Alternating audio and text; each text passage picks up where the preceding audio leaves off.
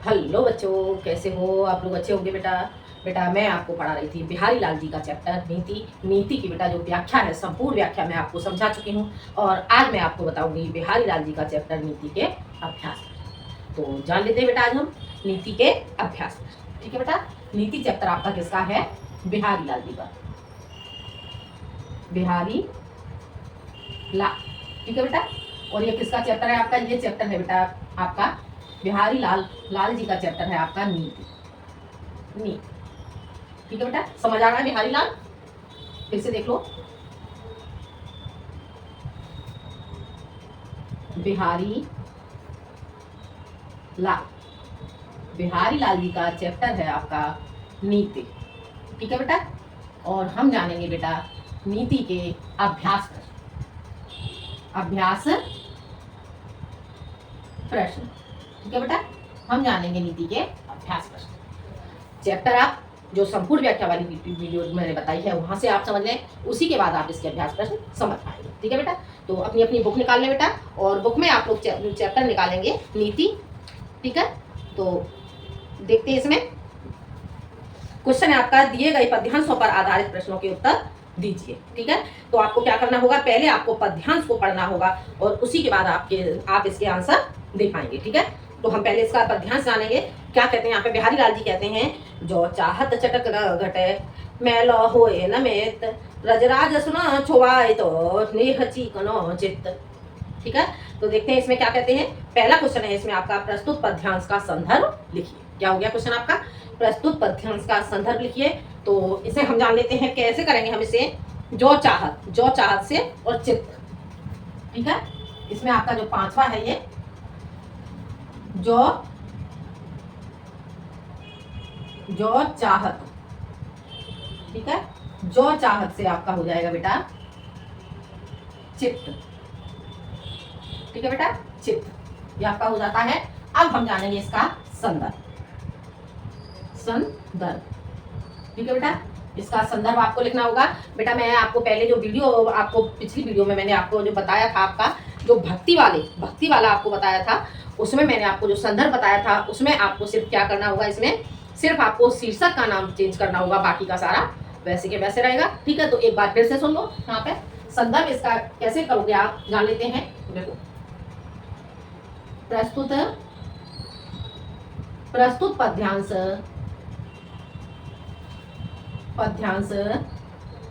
हमारी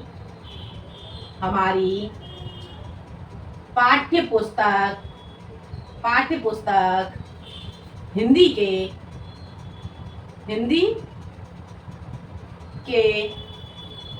काव्य खंड के बिहारी लाल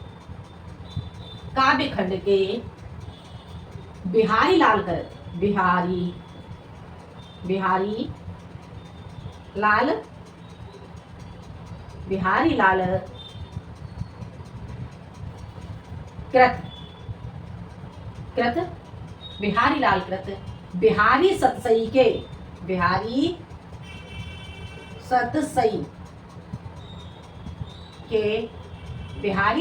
के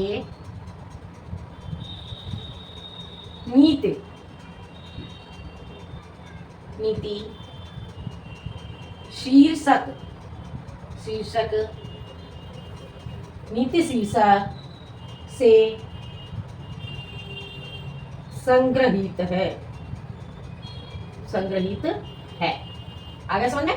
ये आपका संदर्भ हो जाता है, प्रस्तुत पद्यांश हमारी पाठ्य पुस्तक हिंदी के काव्य खंड के बिहारी लाल कृत बिहारी सतसई के नीति शीर्षक से संग्रहित है। ये बेटा मैं आपको बार बार बताती हूँ, जो आपका शीर्षक का नाम होगा और जो आपका कवि का नाम होगा, उसे आप या तो डबल कोमा में बंद करोगे या फिर अंडरलाइन करोगे। ठीक है। आगे समझ में? ये इस तरह से आपको या अंडरलाइन करना होगा या फिर आपको क्या करना होगा, डबल कोमा में बंद करना होगा। ठीक है। आगे समझ में? तो ये आपको समझ आ गया होगा बेटा। अब हम बढ़ते हैं अगले क्वेश्चन की ओर। अगला क्वेश्चन आपका क्या है, रेखांकित अंश की व्याख्या कीजिए। अब आपको क्या करना है, रेखांकित अंश की व्याख्या करनी है। रेखांकित अंश आपका कहाँ दिया हुआ है, तो बुक में एक बार देखोगे, जो चाहत चटक न घटे मैला होए न में। बस आपको इतने का अर्थ करना होगा, इतने की व्याख्या करनी होगी। तो देखते हैं रेखांकित अंश की व्याख्या। ये हो गया आपका आ, ठीक है, और ये हो जाएगा आपका ब। बा खंड हो जाएगा ये आपका ब। ठीक है, बा खंड में आपका हो जाएगा रेखांकित अंश की व्याख्या। रेखांकित अंश की व्याख्या। व्याख्या ठीक है बेटा, आगे समझ में। रेखांकित अंश की आपकी ये व्याख्या हो जाती है। अब हम इसमें लिखेंगे बेटा प्रस्तुत पद्यांश में, प्रस्तुत पद्यांश में, प्रस्तुत पद्यांश में बिहारी बिहारी लाल जी, बिहारी लाल जी कहते हैं कि हे मित्र, कि हे मित्र, हे मित्र, यदि यदि तुम चाहते हो, तुम चाहते हो, क्या? जो चाहत चटक न घटे, मैला होए न में। ठीक है, तो प्रस्तुत पद्यांश में बिहारी लाल जी कहते हैं कि हे मित्र, यदि तुम चाहते हो कि तुम्हारे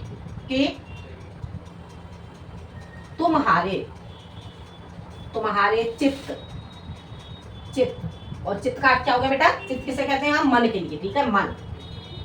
ठीक है, मन की चटक, चटक अर्थात उज्ज्वलता, उज्ज्वलता, उज्ज्वलता कभी कम न हो, कभी कम न हो, अर्थात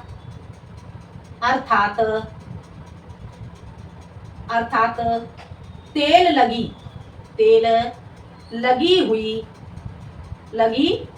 हुई, अर्थात तेल लगी हुई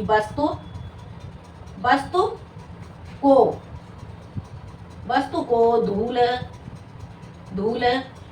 मैला करके कांतिहीन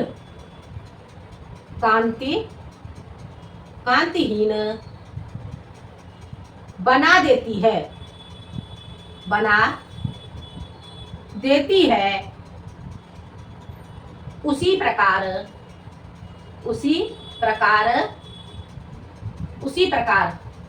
चिकने व स्वच्छ, चिकने व स्वच्छ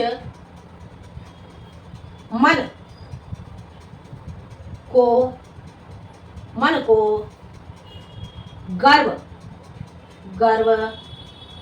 क्रोध, गर्व और क्रोध कैसा कर देता है? क्रोध मलिन कर देते हैं। आगे समझ में क्या हो जाता है? प्रस्तुत पद्यांश में बिहारी लाल जी कहते हैं कि हे मित्र, यदि तुम चाहते हो कि तुम्हारे चित्त मन की चटक अर्थात उज्ज्वलता कभी कम न हो,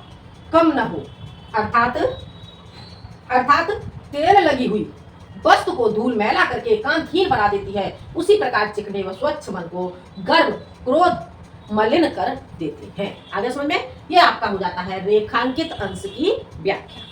अगला क्वेश्चन है बेटा इसमें, उक्त दोहे में कौन सा अलंकार है?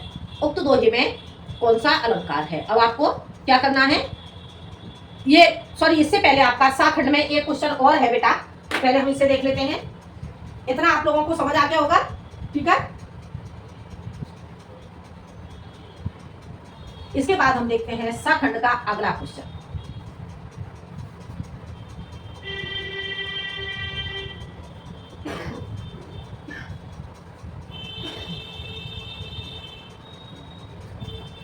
देखो स और स में हम करेंगे ए।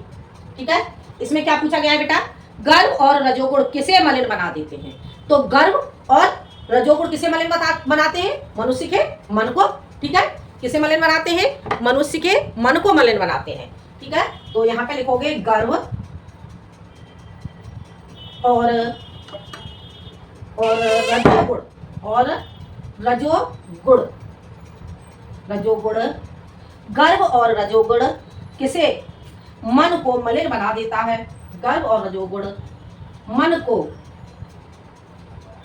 मलिन बना देता है, देता है।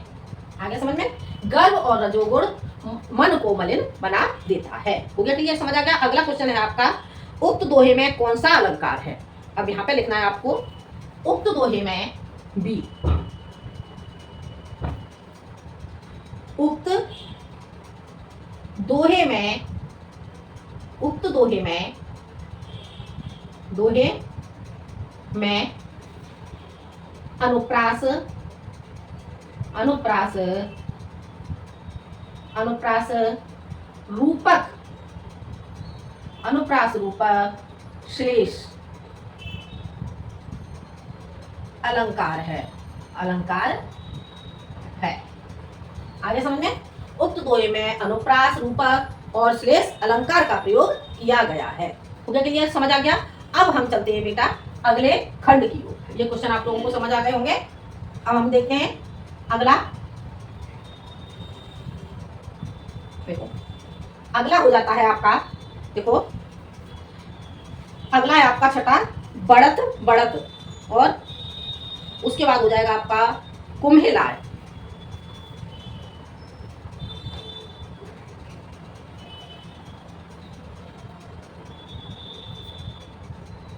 बढ़त, बढ़त, और हो जाएगा आपका लास्ट में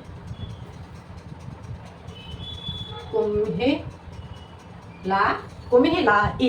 ठीक है? लाए। ठीक है बेटा? ये इस तरह से आपका हो जाता है।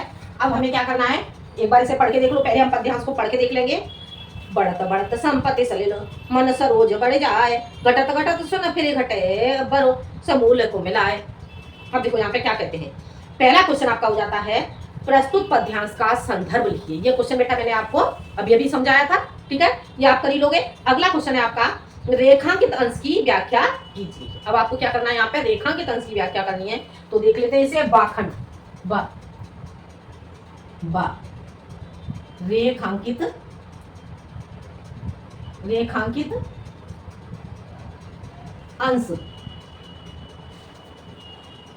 की व्याख्या, व्याख्या। आगे बेटा समझ में? रेखांकित अंश की व्याख्या लिखोगे। अब इसमें क्या लिखोगे आप? देखते हैं। रेखांकित आपका कहाँ किया हुआ, अंडरलाइन है आपकी। घटत घटत सुन फिर घटे बल समूलकों में लाए। अब आपको इसका अर्थ करना है, तो इसे लिखेंगे हम प्रस्तुत पद्यांश में, प्रस्तुत पद्यांश में, पद्यांश में बिहारी लाल जी, बिहारी लाल जी कहते हैं, बिहारी लाल जी कहते हैं कि जब संपत्ति रूपी, संपत्ति रूपी, संपत्ति रूपी जल, संपत्ति रूपी जल घटने, घटने लगता, लगता है, तब,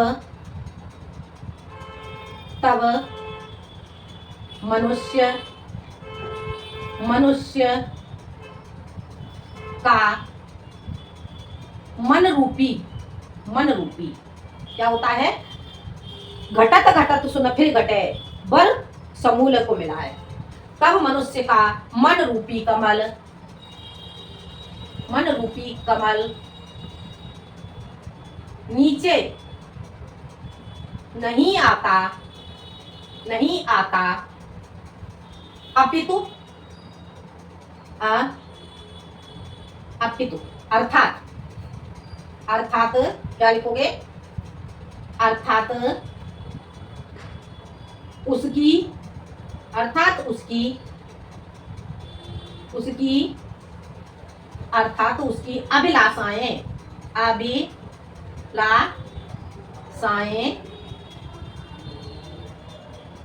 अभिलाषाएं घटती नहीं, घटती नहीं, घटती नहीं है, नहीं है, अपितु अपितु घटती नहीं है, अपितु वह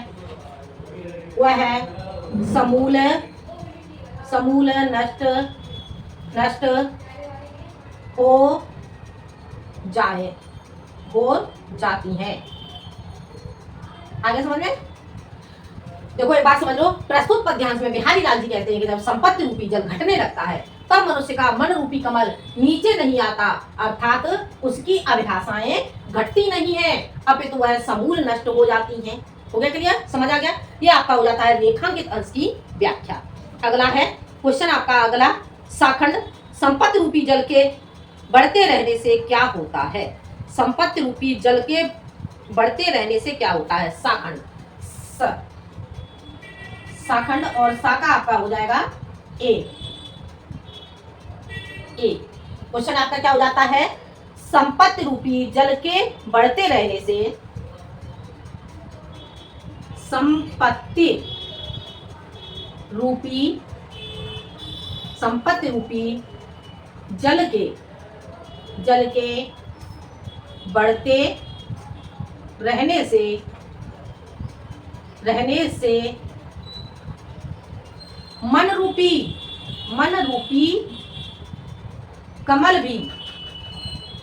रूपी कमल भी बढ़ता रहता है। ठीक है, या मन रूपी कमल भी बढ़ता है। आगे समझ में? क्या क्वेश्चन था आपका? क्वेश्चन देखो, संपत्ति रूपी जल के बढ़ते रहने से क्या होता है? तो संपत्ति रूपी जल के बढ़ते रहने से मन रूपी कमल भी बढ़ता रहता है, अर्थात मन रूपी कमल क्या हो जाएगा? इसमें जो आपकी अभिलाषाएं, इच्छाएं, जिज्ञासाएं वो क्या होती हैं? बढ़ती रहती है। हो गया क्लियर? समझ आ गया? तो ये आपको समझ आ गया होगा। अगला क्वेश्चन है आपका बेटा, इसमें अगला क्वेश्चन आपका पूछा गया, इसमें उक्त दोहे में कौन सा अलंकार है? उक्त दोहे में कौन सा अलंकार है? ठीक है, तो इसे जान लेते हैं हम। बी, उक्त दोहे में अनुप्रास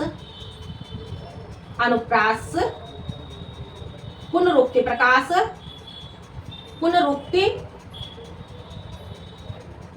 प्रकाश और आपका रूपक अलंकार है। आगे समझ में? क्या इसमें आपका कौन सा? उक्त दोहे में अनुप्रास, पुनरुक्ति प्रकाश और रूपक अलंकार का प्रयोग किया गया है। हो गया क्लियर? समझ आ गया? ये बेटा आपको ये खंड है, आपको समझ आ गया होगा। अब हम बढ़ते हैं अगले क्वेश्चन की ओर। ठीक है, देखते हैं बेटा हम अगला क्वेश्चन।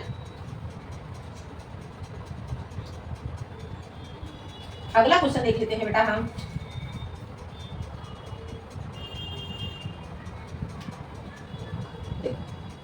अगला क्वेश्चन है आपका 7वां। ठीक है, क्या क्वेश्चन है?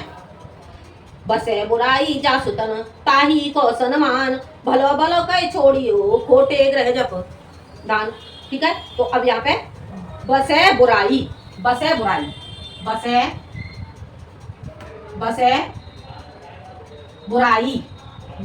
यहाँ से लेकर के और आपको करना होगा, बसे बुराई से लेकर के आपको करना होगा क्या? जप दान। आगे समझ में? ये आपका क्वेश्चन हो जाता है बसे बुराई से लेकर के जप दान। अब हमें क्या करना है? अब बेटा हमें इसके क्वेश्चन देख ले हैं। पहला क्वेश्चन है आपका, प्रस्तुत पद्यांश का संदर्भ लिखिए। ये क्वेश्चन बेटा आप कर ही लोगे, ये क्वेश्चन मैं आपको समझा चुकी हूँ। अगला है रेखांकित अंश की व्याख्या कीजिए। कौन सा क्वेश्चन हो जाएगा? रेखांकित अंश की व्याख्या कीजिए। देखो बा,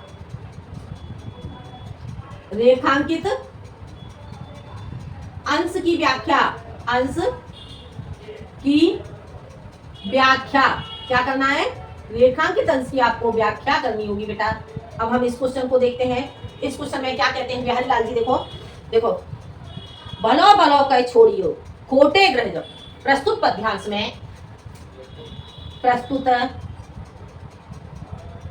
पद्यांश में पद्यांश में बिहारी लाल, बिहारी लाल, प्रस्तुत पद्यांश में बिहारी लाल जी कहते हैं कि अच्छे को या भले को, अच्छे को अच्छा कह करके छोड़ दिया जाता है, भला भला कह छोड़िए, ठीक है। तो अच्छे को अच्छा कहकर छोड़ दिया जाता है, छोड़ दिया जाता है। अच्छे को अच्छा कह करके छोड़ दिया जाता है, भला भला कह छोड़िए, खोटे ग्रह जपतान और खोटे, ठीक है। कैसे ग्रह हो गए आपके बेटा, क्या कहा गया यहाँ पे, खोटे ग्रह, ठीक है। और खोटे का अब क्या हो गया, अनिष्ट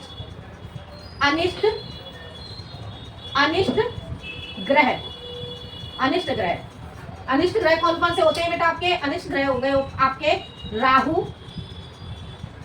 राहु, अनिष्ट ग्रह राहु, केतु,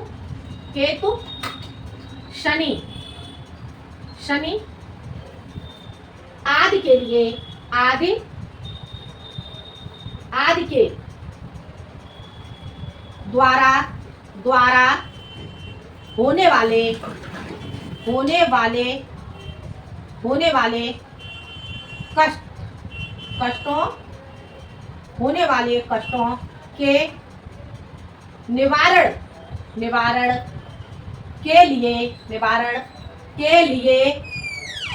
निवारण के लिए जप दान आदि किए जाते हैं। आगे समझ गए। देखो क्या कहा गया, प्रस्तुत पद्यांश में बिहारी लाल जी कहते हैं कि अच्छे को अच्छा कह करके छोड़ दिया जाता है और खोटे अर्थात अनिष्ट ग्रह राहु, केतु और शनि, ये बेटा आपका राहु हो जाता है, ठीक है। राहु, केतु, शनि आदि के द्वारा होने वाले कष्टों के निवारण के लिए जप दान आदि किए जाते हैं। हो गया क्लियर, समझ आ गया। ये बेटा आपका हो जाता है रेखांकित अंश की व्याख्या। अब अगला क्वेश्चन है बेटा आपका सा खंड का आपका ए। अब इस क्वेश्चन में क्वेश्चन आपका क्या है, क्वेश्चन देख लीजिए। क्वेश्चन है आपका शनि राहु केतु मंगल आदि की पूजा क्यों की जाती है, ठीक है। शनि राहु केतु मंगल आदि की पूजा क्या हो जाएगा, क्वेश्चन है आपका देखो, शनि राहु केतु मंगल, शनि राहु केतु मंगल आदि की पूजा शनि राहु केतु मंगल आदि की पूजा क्यों होती है, आदि की पूजा अनिष्ट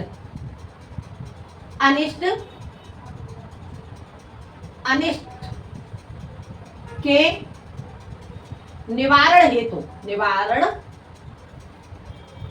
निवारण अनिष्ट के निवारण हेतु होती है। आगे समझ में, शनि राहु केतु मंगल आदि की पूजा, ऐसे लिखेंगे आदि की पूजा, आदि ऐसे लिख दो, आदि की पूजा अनिष्ट के निवारण हेतु होती है। हो गया क्लियर, समझ आ गया। एक बार फिर से देख लो, शनि राहु केतु मंगल आदि की पूजा अनिष्ट के निवारण हेतु होती है। मैं इसमें की पूजा लिखना भूल रही थी तो मैंने आपको ऊपर लिख के बता दिया, ठीक है। आप समझ लेंगे, अपना क्वेश्चन है उसमें जो आपका आंसर है, आंसर को आप ठीक कर लेंगे, ठीक है। आगे समझ में, अगला है आपका, ये आपको समझ आ गया होगा। अगला क्वेश्चन है, इसमें आपका अगला क्वेश्चन पूछा जाता है, बिहारी के अनुसार संसार में किस आदमी की प्रतिष्ठा होती है। बिहारी के अनुसार बिहारी के अनुसार संसार में, बिहारी के अनुसार संसार में, क्या क्वेश्चन है, बिहारी के अनुसार संसार में किस आदमी की प्रतिष्ठा होती है? तो यहाँ पर बिहारी के अनुसार संसार में क्या बताया गया है? बसे बुराई जासुतन ताही को सम्मान। ठीक है, तो बिहारी के अनुसार संसार में उसी आदमी की पूजा होती है। बिहारी के अनुसार संसार में उस मनुष्य की पूजा होती है, पूजा होती है जिसके अंदर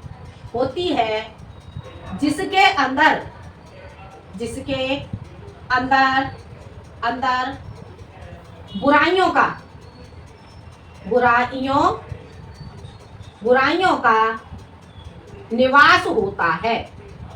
निवास होता है। आगे समझ में क्या क्वेश्चन हो जाता है आपका? बिहारी के अनुसार संसार में उस मनुष्य की पूजा होती है जिसके अंदर बुराइयों का निवास होता है। हो गया क्लियर? समझ आ गया? तो ये बेटा आपको क्वेश्चन समझ आ गया होगा। अब हम बढ़ते हैं अगले पदखंड की। ठीक है, ये आप लोग कर लें अपनी अपनी कॉपी में। अगला देखते हैं हम,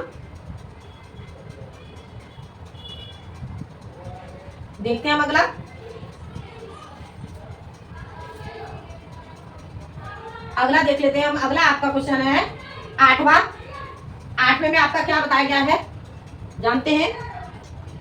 8वां, इसमें क्या कहते हैं? बुरो बुराई जो तजे। बिहारी लाल जी क्या कह रहे हैं? बुरो बुराई जो तजे तो चित खरो डरा तो ज्यो निकलंग मयंक लखे गने लोग उत्पात। ठीक है, क्या कह रहे हैं? ज्यो निकलंक मयंक लखे गने लोग उत्पात। आगे समझ में? अब देखते हैं, इसमें पहला क्वेश्चन है बुरो बुराई। पहले आप कैसे लिखोगे? बुरो बुराई, बुरो बुराई। ठीक है बेटा, बुरो बुराई। और उसके बाद आप कैसे लिखोगे? बुरो बुराई के बाद आपका आ जाएगा उत्पातो। बुरो बुराई के बाद आप लिखोगे लास्ट में उत्पातो। हो गया क्लियर? अब हमें क्या करना है? अब इसके क्वेश्चन देखेंगे। पहला क्वेश्चन है आपका प्रस्तुत पद्यांश का संदर्भ लिखिए। ये क्वेश्चन आप कर लोगे, ये क्वेश्चन मैं आपको समझा चुकी हूँ। अगला क्वेश्चन है रेखांकित अंश की व्याख्या कीजिए। अब आपको क्या करना है? रेखांकित अंश की व्याख्या करनी है। देखो, रेखांकित अंश की व्याख्या रेखांकित अंश की व्याख्या है आपकी बेटा। अब इसे आप करोगे। अब इसमें आप लिखोगे प्रस्तुत पद्यांश में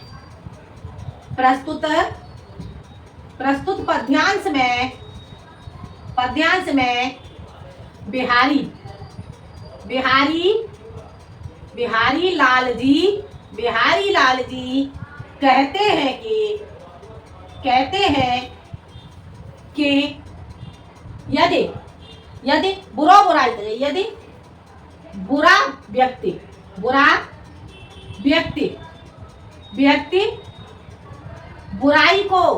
बुराई को त्याग दे यदि बुरा व्यक्ति बुराई को त्याग दे तो चित खरोड़ रहा त्याग दे फिर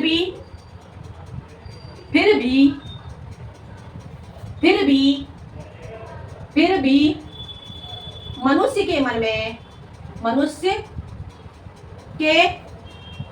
में भय ही रहता है।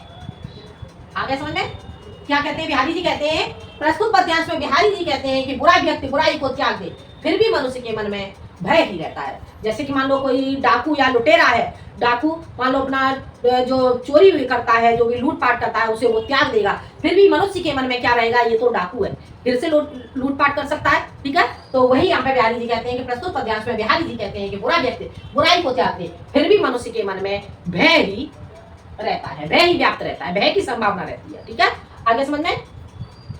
अगला क्वेश्चन है बेटा आपका, प्रस्तुत दोहे में कौन सा अलंकार है?